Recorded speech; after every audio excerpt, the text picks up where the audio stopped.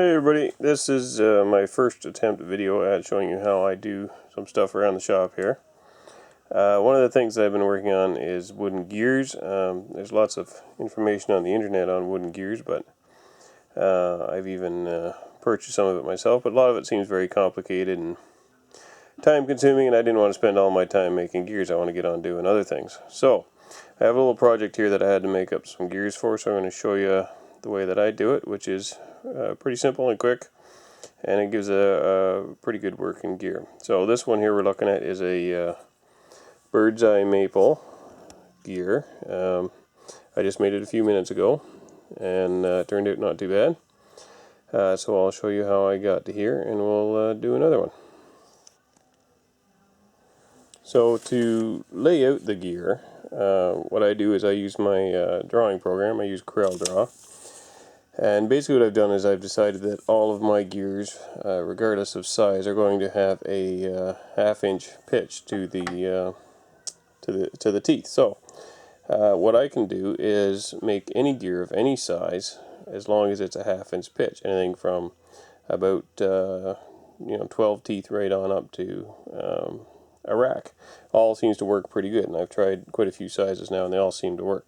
So you can see here I've got a 60 tooth gear and a 20 tooth gear side by side, and they've both been done with the same technique at the same time, and both worked really well. So I use the drawing program, and what I do is I just go on there and I put in the number of teeth I want. So if I on this one want a 30 tooth gear, then I have a circumference of 15 inches, and then you can easily put that into a formula and you come up with the diameter that will give you that circumference. And I think this one was like 4.77 inches or something like that.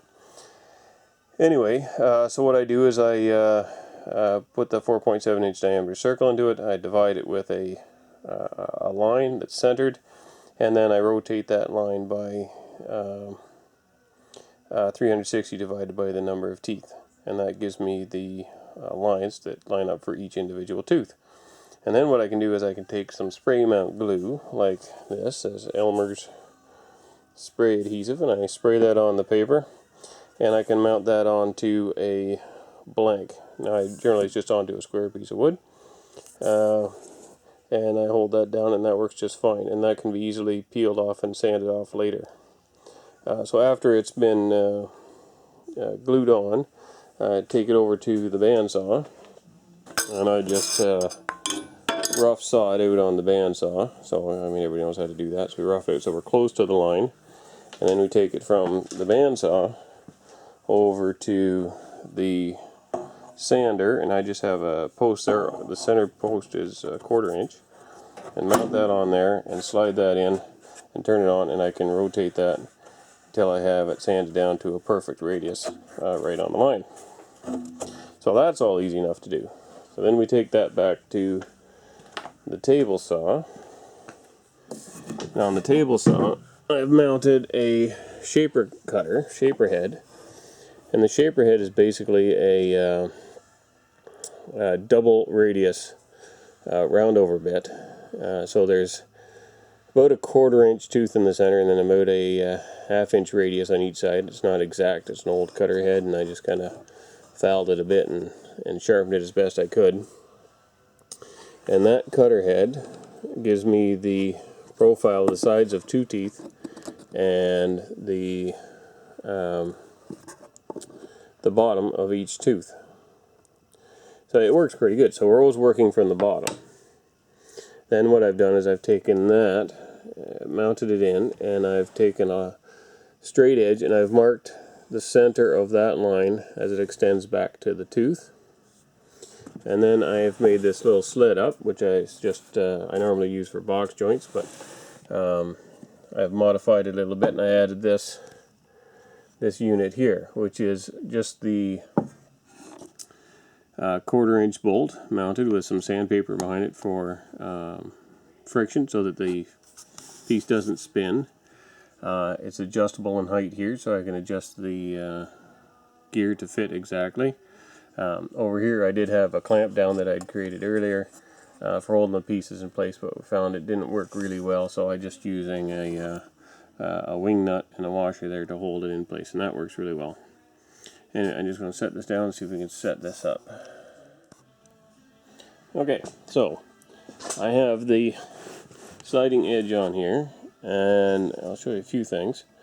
What I've done is I've added a little piece down there in the bottom. I can zoom in on that, which is basically a backer, so we don't have as much tear out. Now, when I was doing the prototype gears and the plywood, I had quite a bit of tear out, more than I thought I would have had. So what I've done with these ones, I've actually taken some double-sided tape, and before I cut them out, I stuck with double-sided tape a little bit of MDF on the back to try to prevent the tear out, and it worked perfectly on this one. There's no tear out at all, zero. So it seems to work pretty good. And then that little piece down in there is sort of a sacrificial piece that also prevents tear out, and it also helps me set up the depth of cut so that each time I do it I get the right depth. I spend less time goofing around with it trying to figure out what exactly my depth is supposed to be. And up here is an adjustment knob that allows me to adjust the height of the center. So I'll do that for each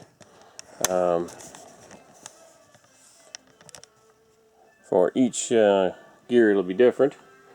So just loosen that up, slide it up, slide the gear on, and then we slide it down until it touches the table saw.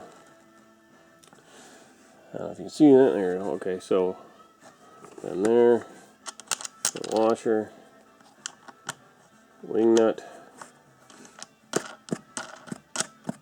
and then I just lock that there. So we're locking this here when it's at the right height, and then I put a clamp on over here just to hold it in place. And then down here, what I do down here is rotate this until it lines up on the line, and if I do that with each one, it's the bottom of each tooth, and then they become perfectly spaced, and I can just lock down the lock washer as I rotate each cut. And it slides forward, cutter hits it, and back, and I've added this little piece of plywood here that covers the cutter except for during the cut, so my fingers are safe. I've also moved my brake pedal around so that when I'm sitting behind the saw like this, I can shut it down with my foot.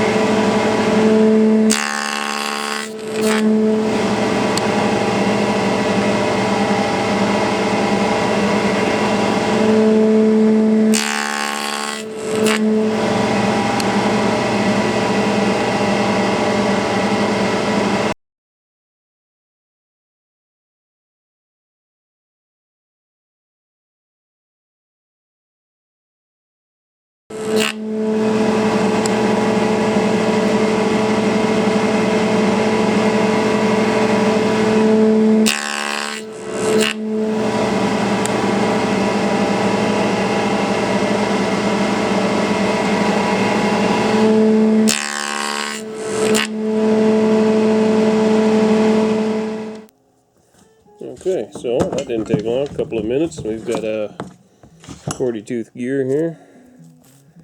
Now just peel off the paper.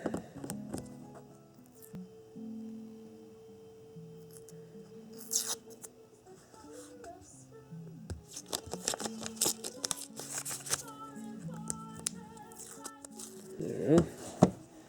Light bit of sanding.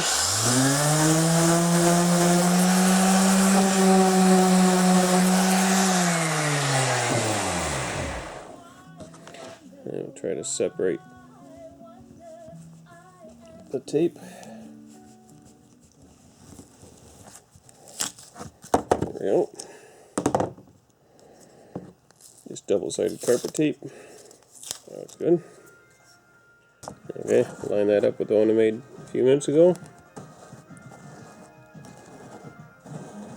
And it seems to turn just fine.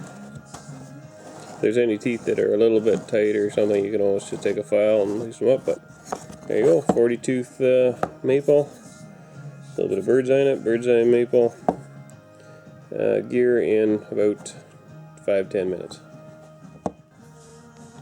There you go, mounted them with a couple of screws to show it while they turn. There you go. 2 maple gears, very short time, runs smooth, no sanding required. You can get on with your project, spend less time making gears.